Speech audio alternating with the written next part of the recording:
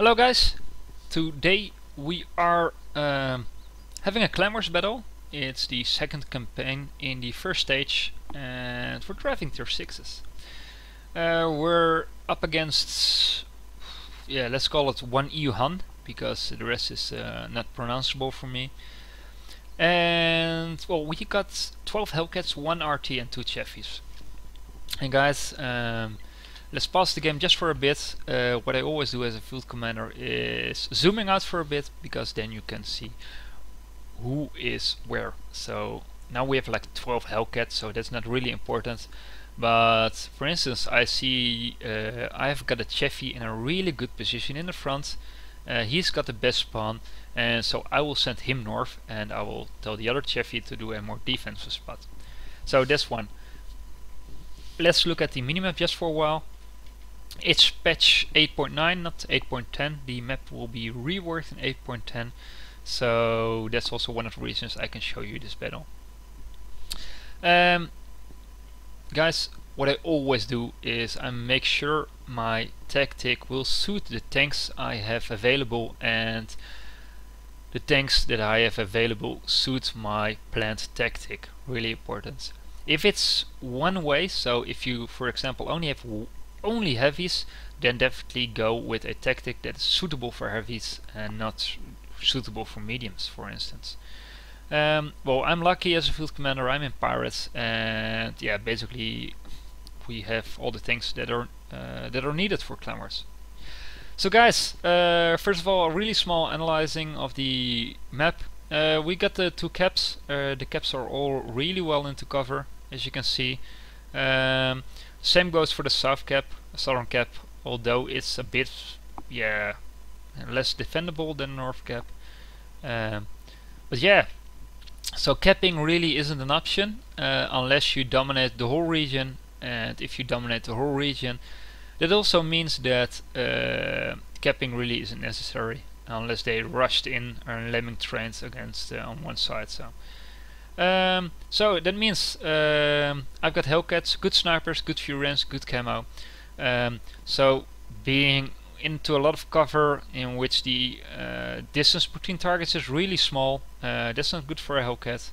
I need to go to either the open field, which is I think suicide, or the 8-9 line, which is really open. So I'm gonna go 8-9 line, and I'm gonna make sure I've got a lot of snipers and some guys in front that can do the spotting. So let's start the battle, and let's see what's gonna happen. As you can see, I put in my best spotting Cheffy to do the aggressive spotting, and I'm telling him to drive towards D8. And I'm telling my Hellcats to snipe in the back. We are a bit drunk here. I think this was my 4th glass of whiskey, so yeah, don't comment a bit too much. And as you can see, the rest of the clan is also pretty drunk. And Kyozu, man, drink less. We see a Hellcat. My Cheffy did a wonderful spotting job. He spotted 3 KV-1Ss, 1 Hellcat. And we basically know what the enemy team has there.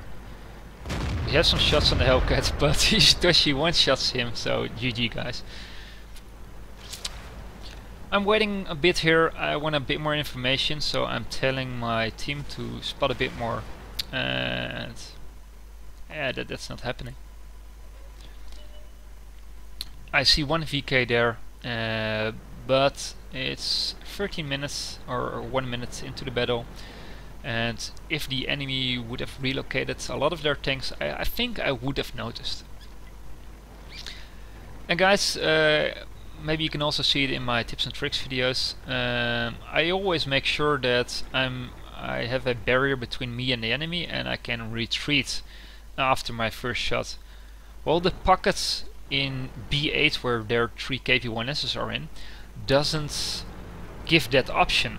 They as soon as we're really close to them, they cannot retreat after one shot. So KV-1Ss there are pretty useless in my opinion, and I'm telling my team to drive in a bit so I can scout and they can snipe, because face hugging with 12 Hellcats it doesn't work. So spotting a bit, waiting until my team assembles behind me, and I'm gonna drive forward now. And I'm gonna try to spot every tank at the A8 region. So this is a key moment, guys. I hope you noticed it, but this is a key moment. What I see here is I see a enemy scout in the south, and that's not really, it gives you some information, but what gives me the most information is that one KV-1S was spotted. What I know, of course, is that you will never put one KV-1S doing a solo mission in Clan Wars. That's suicide. That's one tank less you can use, and basically if it was one KV-1S he would be raped. So I know there will be more tanks behind him, and I know they will probably approach the cap. I also know that they have some tanks here, 3. They've got a VK here, so that's 4, 5, 6. We already killed 1, so that's 7 tanks. Combined with 2 RTs, probably 2 RTs, maybe 3, but I think 2 RTs. They only have like 6 tanks that can surprise us here. Furthermore, the 3 KV-1Ss, like I said, are having a barrier between them and their support. So that basically means if you can single out these 3 KV-1Ss in cover, like here and here, we have a huge advantage over the 3 KV-1Ss, and then have a huge advantage with our Hellcats over the enemy team. So I'm gonna just do that. What I also need to make sure is that our cap will be defended, or at least resetted, so I send 2 Hellcats back. So I see that they don't have any other tanks here. I tell my guys to go in, and I also tell 2 guys to go back into H0 to defend the cap. And I'm calling them by their name, and yeah, in this case that's Ziggy and Sidonis. I was last spotted by the KV-1Ss, so they all have their turrets pointed towards me. So I first tell them to like go in from up, and I tell the force of Hellcats that's close to me, it's when the KV-1Ss turn their turrets, then go in. So that basically almost did no damage at all towards us. And yeah, there are now 4 enemy tanks in the south. I've got 4 tanks there, and yeah, basically I'm telling my, so let's pause it a bit.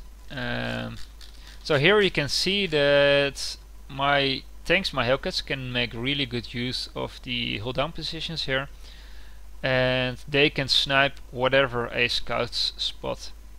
I put my Chevy there because I definitely want to see if there's anything in the middle rushing towards my Hellcats, because they need to be in cover. They need to be safe from this side and don't have shots in the ass. So I'm trusting my team here, and that's lovely because you can do that in Clan Wars. I'm rushing in, and I'm just gonna see if I can spot anything for my team.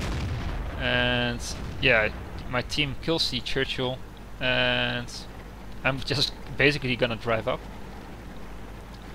I'm still a bit worried here. I'm not 100% sure that all the enemy team is spotted. I check my the score again, and I see they only have 1 unspotted tank. So basically, to make a 100% guaranteed victory, I tell 3 guys to get in the cap, and I ask the guys in the south, how are you doing? Are you coping with the enemy or not? Well, they're saying now, oh man, it's so easy, we're totally winning this fight. So I tell my guys to drive out of the cap, because with this campaign, and especially also the first stage, you got more victory points if you did more damage, or the combined with the amount of experience you have. And yeah, you get more experience if you kill everything, and you get less experience if you cap. So that's the last enemy. The game is won, and yes, you can see it is a really it was a really easy win, 14-1. And guys, it's not at all the battles of pirates is going this way, but of course when the fight is a lot tougher, that gives a lot of you guys maybe a bit too much insight into my thinking process within Clan Wars, and that wouldn't be good for me as a field commander. But to summarize it, guys, we're on steps. I chose a tactic that made use of a lot of openness and camo and hull down positions. I chose tanks that are suitable for that, 2 scouts and a lot of Hellcats, because Hellcats have a good gun, can snipe really well, have a good camo, can be hull down, have a great gun repression, and yeah, that's why I only took Hellcats apart from the RTN scouts. So a really well executed tactic by my team. And to finish it up, guys, what I always do to evaluate my tactics, whatever the strength of the enemy team is, even if we're fighting against the best clans on the server, I always check my tactics this way. Did everyone in the team do kills and damage? And of course scouts are not important as damage dealers, so I'm checking in hindsight if they did a lot of damage upon detecting. In my opinion, scouts shouldn't fire that much, and as you can see, the one with the kill died, but the rest of the team all made kills, and yeah, probably also all made damage. So yeah, that's the most easiest way for me to evaluate tactics. So guys, I really hope you enjoyed the small replay, and I definitely hope to see you soon on Twitch or YouTube.